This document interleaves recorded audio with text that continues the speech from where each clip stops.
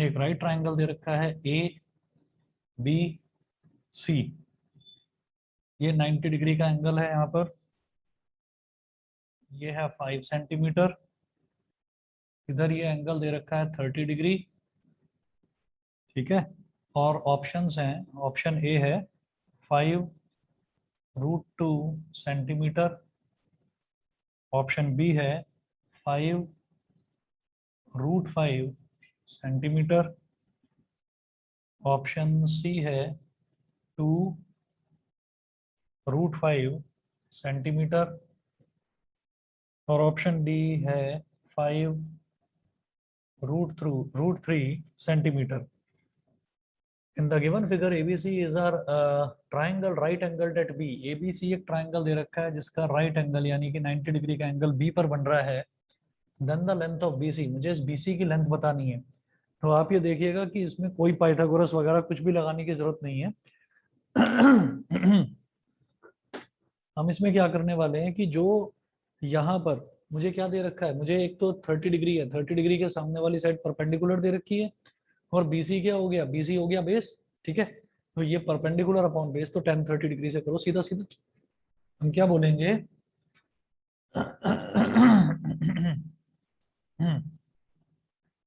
यहाँ पर हो जाएगा tan 30 degree is equal to AB upon BC। भाई परपेंडिकुलर अपॉन बेस होता है ना, तो tan 30 degree is equal to AB upon BC। अब ये जो tan 30 डिग्री है ये कितना हो जाएगा, 1/√3 is equal to AB is 5 centimetre, और BC मुझे फाइंड आउट करना है। क्रॉस मल्टीप्लीकेशन करेंगे, BC will get multiplied by 1 and 5 will get multiplied by √3। तो BC is equal to 5√3 centimetre. तो करेक्ट ऑप्शन कौन सा है आपका, ऑप्शन नंबर डी। समझ गए? ठीक है, चलिए जी, अभी 2 क्वेश्चंस और देखेंगे, उसके बाद फिर रियल नंबर करेंगे स्टार्ट। एक क्वेश्चन और देखिएगा। क्वेश्चन है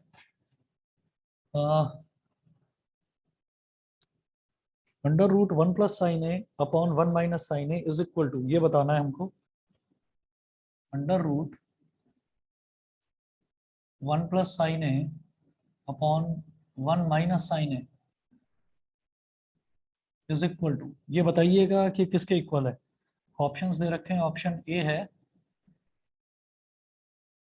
cosec A plus cot A, option B है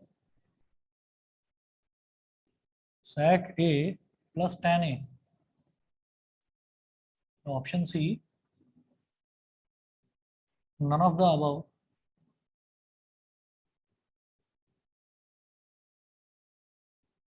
none of the above, और ऑप्शन डी है sec A minus tan A,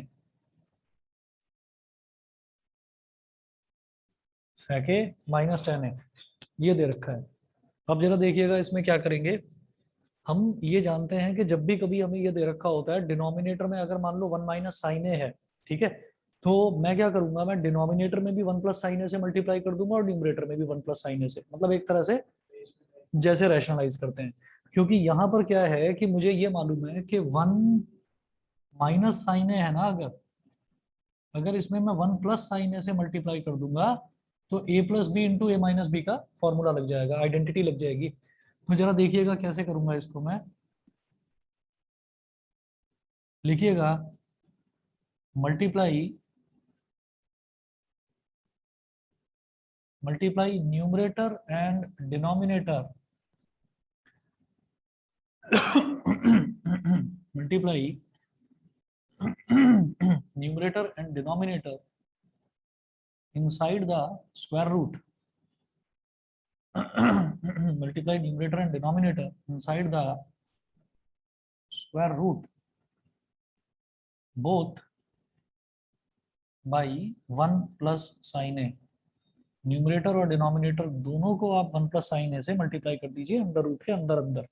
तो क्या करेंगे, ये हो गया पूरा का पूरा अंडर रूट, न्यूमरेटर में है 1 + sin A, ठीक है, तो इसको भी 1 + sin A से मल्टीप्लाई करो।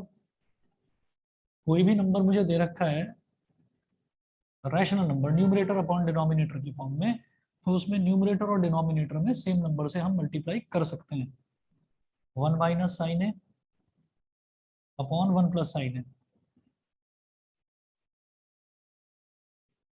अब देखिए न्यूमरेटर में 1 प्लस साइन ए इंटू 1 प्लस साइन ए क्या हो गया, 1 प्लस साइन ए का होल स्क्वायर। 1 माइनस साइन ए इंटू 1 प्लस साइन ए माइनस बी इंटू ए प्लस बी क्या हो जाएगा, ए स्क्वायर माइनस बी स्क्वायर। तो 1 का स्क्वायर माइनस साइन ए का स्क्वायर,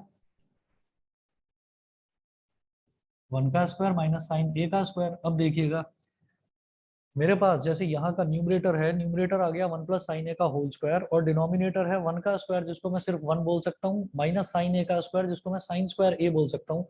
तो ये क्या हो जाएगा, इधर कर रहा हूँ इसको मैं, यहाँ देखिएगा under root 1 plus sine A का whole square upon 1 minus sine square A, 1 minus sine square A. ठीक है, फर्स्ट आइडेंटिटी होती है sine square A plus cos square A is equal to 1, तो 1 माइनस साइन स्क्वायर ए क्या हो जाएगा, cos square A.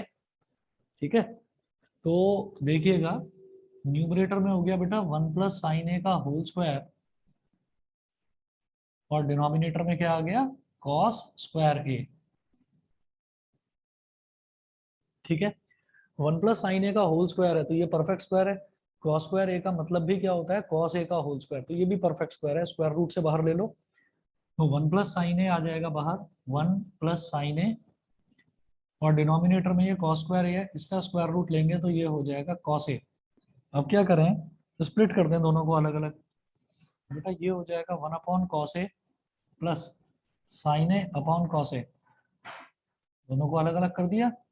1 upon cos A क्या होता है, sec ए, और ये क्या हो गया sine A upon cos A क्या हो गया, tan ए। तो sec A plus tan A, option number B, option number B इसका सही आंसर है। ठीक है, अगला देखते हैं जी।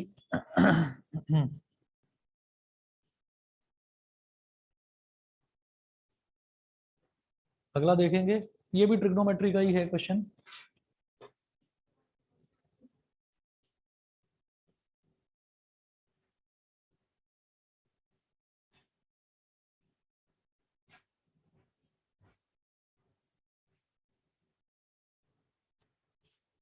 अगला क्वेश्चन है, अब देखिए जैसे अगर आप लोग ध्यान दें तो एनसीईआरटी में, एनसीईआरटी में क्वेश्चन अगर यही होता तो इज इक्वल टू वो बोल देते कि आपको इसके बराबर प्रूव करना है, sec ए प्लस tan ए के बराबर प्रूव करना है, वो बोल देते। ठीक है, तो वहां पर भी ट्रिग्नोमेट्रिक आइडेंटिटीज के जो क्वेश्चन थे वो प्रूविंग वाले ही थे, और यहाँ पर भी क्या है, यहाँ पर भी देखो सॉल्व तो वहां भी करना पड़ता, पर एटलीस्ट यहाँ पर ये है कि मेरे को 4 ऑप्शंस पता है, लेकिन टफ कौन सा ज्यादा था, वो वाला या ये वाला। याद रखना ये वाला ज्यादा टफ है। उसका रीजन मैं आपको बता देता हूँ, क्योंकि उसमें मुझे पता होता था कि मेरा आंसर क्या आने वाला है, प्रूव करना होता था, मुझे पता होता था आंसर क्या आने वाला है। और कई बार क्या करते थे बच्चे भी, क्या करते थे, जैसे मान लीजिए किसी बच्चे का नाम ए से है, किसी बच्चे का नाम बी से है, तो ए और बी वाले जो रोल नंबर है वो शुरुआत में आते हैं, तो टीचर जब चेक करने बैठता है ना तो बड़ा आराम से अपना ठंडे दिमाग से चेक करने बैठता है। फिर बीच में आने लगती हैं कुछ गंदी हैंडराइटिंग वाली आंसर शीट्स, ठीक है, फिर और गंदी वाली, फिर और गंदी वाली, फिर उसका दिमाग धीरे धीरे ना खराब होना शुरू होता है। फिर बाद में जब आते हैं PQRSTUV, जब ये वाले बच्चे आते हैं तब उनको ये लगता है कि यार अच्छा, कोई भी बच्चा है वो प्रूविंग वाला क्वेश्चन नहीं छोड़ेगा, वो उसके 4-5 स्टेप करेगा, 4-5 स्टेप करेगा और 2-4 कर देगा, और फिर करने के बाद में लास्ट में लिख देगा hence proved is equal to RHS। तो वो कर देगा तो टीचर को लगेगा कि हाँ यार कहीं ना कुछ कर रखा है, वो फटाफट फटाफट करते चले जाते हैं। ठीक, तो वो जो प्रॉब्लम थी वो प्रॉब्लम अब बड़ी हो गई है MCQs में। बस बस बस, अब यहाँ पर ये है, यहाँ पर तो पूरा binary number system, binary number system समझते हैं ना, या तो 1 या फिर 0 ये होगा। ठीक, तो इस वजह से थोड़ा ध्यान यहाँ पर ज्यादा देना है आप लोगों को। तो अब जरा देखिएगा, जैसे यहाँ पर चलिए sec a plus tan a आ गया, अगला क्वेश्चन है वो भी ऐसा ही है, प्रूविंग वाला ही है। देखो नेक्स्ट क्वेश्चन है sine theta -2 sine cube theta, sine theta -2 sine cube theta upon 2 cos cube theta minus cos theta is equal to option A tan theta, option B cos theta, option C cot theta,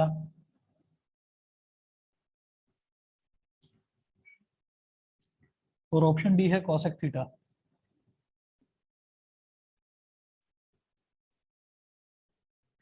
option D है cosec theta. अब जरा देखिएगा यहाँ पर कैसे करेंगे। जैसे देखो ऊपर साइन वाला इन्होंने भर दिया पूरा, नीचे कॉस कॉस कॉस ये भर दिया। क्या करें, मुझे इसमें ऐसा करना होगा कि जैसे ना sign theta -2 sine cube theta, ठीक है, अपॉन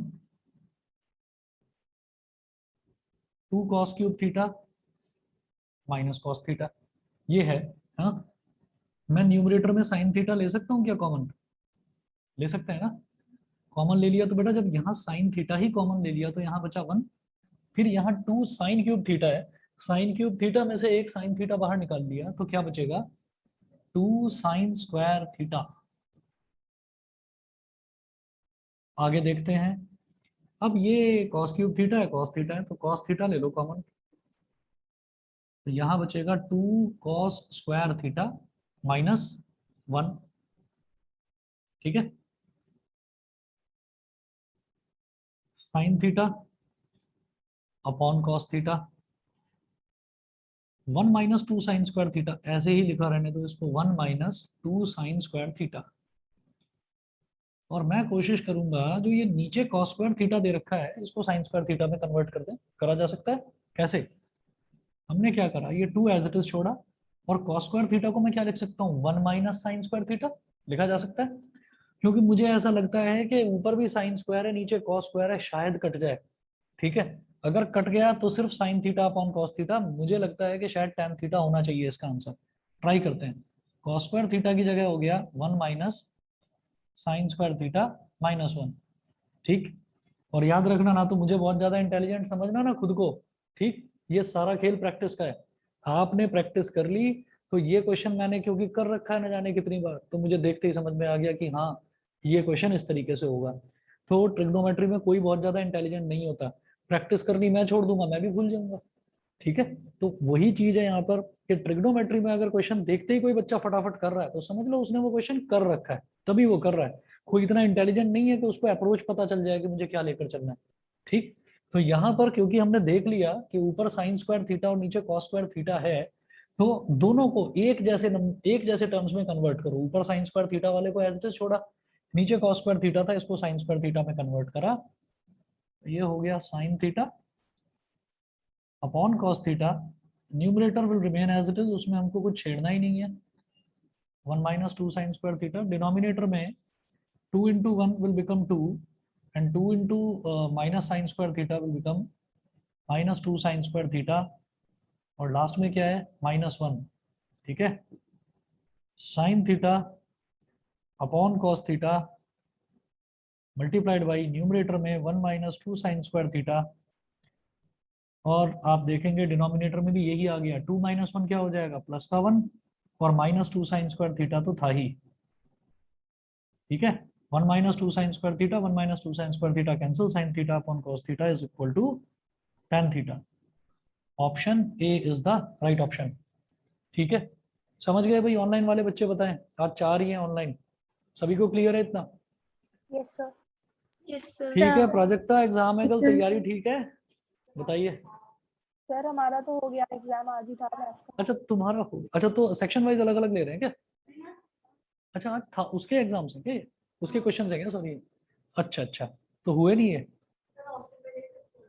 अच्छा अच्छा, चलिए। तो फिर बाकी बच्चे क्या पार्टी कर रहे हैं? आज लास्ट एग्जाम था क्या फिर? तो कल कौन सा है? कल छुट्टी है, तो ये बाकी बच्चे कैसे आज गायब हैं? बात करनी पड़ेगी आज तो। हम्म।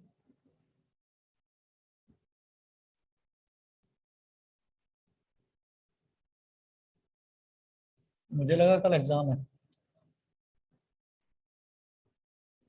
अक्षत, आदित्य, न्यासा सारे हैं ही है। चलिए जी अगला देखते हैं। एक क्वेश्चन नोट करें। In the given figure if A B is parallel to D C,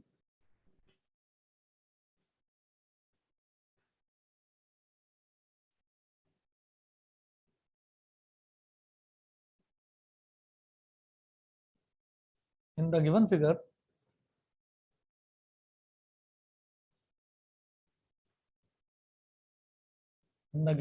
if AB in the given figure if AB is parallel to DC and AC and PQ intersect each other and AC and PQ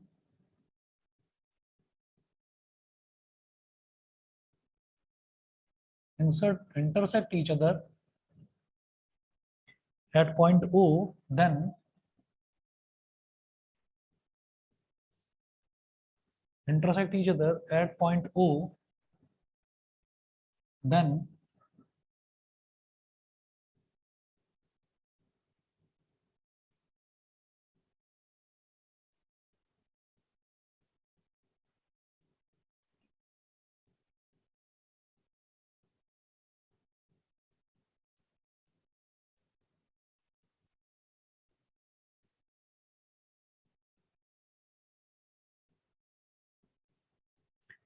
तो इधर है A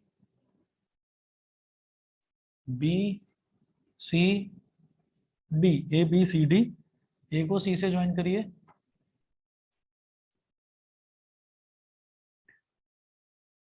AB is parallel to DC, ये दे रखा है कि AB DC के parallel है, and AC and PQ intersect each other at point O, AC and PQ। अब यहां पर एक लाइन ऐसे दे रखी है PQ, PQ, AC और PQ एक दूसरे को इंटरसेक्ट कर रहे हैं पॉइंट O पर, देन अब ऑप्शंस दे रखे हैं। ऑप्शन ए है OA multiplied by OC is equal to AP multiplied by CQ, AP multiplied by CQ। Option B है OA into CQ is equal to OC into AP, OC into AP। Option C है OP into OQ is equal to AP into CQ। Option D है OA into AP is equal to OC into CQ। ठीक है, इतना है। अब आप देखिए इसमें क्या करना है। In the given figure if AB is parallel to DC, तो AB DC के पैरेलल है, AC and PQ intersect each other at point O, then और ऑप्शंस क्या क्या दे रखे हैं वो देख लो। ऑप्शन में मेरे को दे रखा है एक तो OA और OC, AP और CQ। ठीक है, तो क्या समझ में आता है? सीधी सीधी बात है, ये वाला ट्रायंगल सिमिलर होगा। हो गया भाई। आप ये देखो कि AB और DC ये पैरेलल दे रखी है, मैं कर नहीं रहा हूँ इसको, ऐसे ही समझा रहा हूँ। आप ये देखिएगा जब ये पैरेलल है तो ये जो AC है it will act like a transversal, तो ये वाला एंगल इस वाले एंगल के इक्वल हो गया। ठीक है, सिमिलरली ये जो PQ है ये भी ट्रांसवर्सल हो गया, तो ये वाला एंगल और ये वाला एंगल इक्वल हो गया, अल्टरनेट इंटीरियर एंगल। और तीसरा तो वैसे ही इक्वल है, वर्टिकली अपोजिट, तो डबल ए बोल दो या ट्रिपल ए बोल दो। तो इससे क्राइटेरिया से हमारे ये दो ट्राइंगल कॉन्ग्रुएंट होंगे, लेकिन उसका सीक्वेंस इंपॉर्टेंट है, ध्यान देना।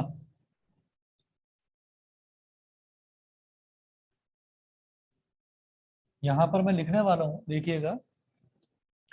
डबल ए सिमिलैरिटी लेंगे। अब ट्राइंगल क्या है? एपीओ, एपीओ बोल दो, ओपीए बोल दो, कुछ भी बोलो, पहले तो कुछ भी बोलिए दोनों ट्राइंगल्स को। तो मैंने बोला हाँ इन ट्राइंगल एपीओ, पहले ये बोल दिया। और दूसरा ट्राइंगल क्या है? क्यूसीओ। अरे कुछ भी बोलो ना, मैं कहता हूँ। हाँ कुछ भी बोलो। उसके बाद देखिएगा हमारा ये जो एंगल ए है ये सी के इक्वल, और एंगल पी जो है ये एंगल क्यू के इक्वल। दो एंगल मिल गए, बहुत है ना। ठीक, तो मैं कहूंगा इसका एंगल ए और इसका एंगल सी इक्वल है, ठीक है। फिर मैं कहूंगा इसका एंगल पी और इसका एंगल क्यू इक्वल है, एंगल पी और एंगल क्यू इक्वल है। खत्म हो गया, और जरूरत नहीं है मुझे। By double A similarity, by double A similarity. अब देखो पहले तो मैंने ऐसे ही लिख दिया कुछ भी, A P O Q C ओ कुछ भी, लेकिन अब सीक्वेंस इंपॉर्टेंट है। इसका एंगल ए तो इसका एंगल सी, तो बेटा इधर लिखो ए और इधर लिखो सी। इसका एंगल पी तो इसका एंगल क्यू। तो आप यहाँ पर ए के बाद में, मान लो आपने ए के बाद में पी लिखने का आपका मन है, तो आपने ए के बाद में लिख दिया पी। तो भाई फिर ये जो क्यू है ना, इसको भी फिर आप सी के बाद में ही लिखोगे। तो फिर आपने क्यू यहाँ पर लिखा। अच्छा, अगर इस पी को आप ए से पहले लिखते तो फिर ये जो क्यू है, इस क्यू को भी सी से पहले लिखा जाता। समझ गए? तो अब ए पी आ गया। अब इस ट्राइंगल में क्या बचा, ओ। तो ओ को मैंने तीसरे प्लेस पर बचा लिख दिया। यहाँ पर सी हो गया, क्यू हो गया, सी क्यू लिख दिया। तो यहाँ पर भी क्या बचा, ओ। तो इसको तीसरे प्लेस पर ही लिखूंगा अब मैं। मतलब पोजीशन उसकी इंपॉर्टेंट है, जो पोजीशन है। तो triangle APO is similar to triangle CQO. ये तो सीक्वेंस है, करेक्ट। अब जब ये सिमिलर हो गए तो हम बोलेंगे एपी पहला दूसरा अल्फाबेट एपी, इसका पहला दूसरा अल्फाबेट सी क्यू। तो AP upon C Q is equal to इसका दूसरा तीसरा अल्फाबेट पीओ अपॉन इसका दूसरा तीसरा अल्फाबेट क्यूओ, ठीक है, इज इक्वल टू इसका पहला और तीसरा अल्फाबेट एओ और इसका पहला और तीसरा अल्फाबेट सीओ। अब देख लो क्या क्या चाहिए, ओ ए ओ सी। तो ओ ए और ओ सी किसी भी हाल में मल्टीप्लाई नहीं हो सकते, तो ऑप्शन ए तो नहीं होगा पहली चीज। ओ ए सी क्यू, ओ ए और सी क्यू, ओके। अगर मैं ये पहला और तीसरा रेशो ले लूं तो ओ ए और सी क्यू मल्टीप्लाई होता हुआ नजर आ रहा है, is equal to C O, मतलब O C into A P हो गया काम। A P upon C Q is equal to O A है ना, ए ओ है ना, तो उसको ओ ए लिख दो और सी ओ को आप ओ सी लिख दो, लिखा जा सकता है। दोनों को मल्टीप्लाई करिए, O C multiplied by A P is equal to O A multiplied by C Q. O A C Q O C A P, option B. ठीक है, क्लियर? हाँ, बाकी बच्चे बताएं भाई, ऑनलाइन वाले सभी को क्लियर है कि नहीं? Yes sir. Yes, sir. Yes, sir. ठीक है, Yes, sir. चलिए जी, ठीक है। चलो ये बंद करता हूँ फिर मैं। और अब फाइनली हमारे पास जो ये एक महीना है, इस एक महीने में फिर हम वो चीज़ें ही करेंगे जो एग्जाम के हिसाब से इम्पोर्टेंट है। और मैं ये देख रहा हूँ कि रियल नंबर वाला जो चैप्टर है ये स्टार्ट करे हुए हमको काफ़ी टाइम हो चुका है। तो रियल नंबर कर दूँ स्टार्ट? रियल नंबर नहीं करा काफ़ी टाइम से रिवाइज। हाँ हाँ, छोटा है इसीलिए सोच रहा हूँ कि शुरुआत से करते हैं। बताओ भी। अब एक महीना है, करी जा सकती है मेहनत। ठीक, चलिए मुझे 1 मिनट का टाइम दीजिए, बस अभी स्टार्ट कर रहा हूँ उसको।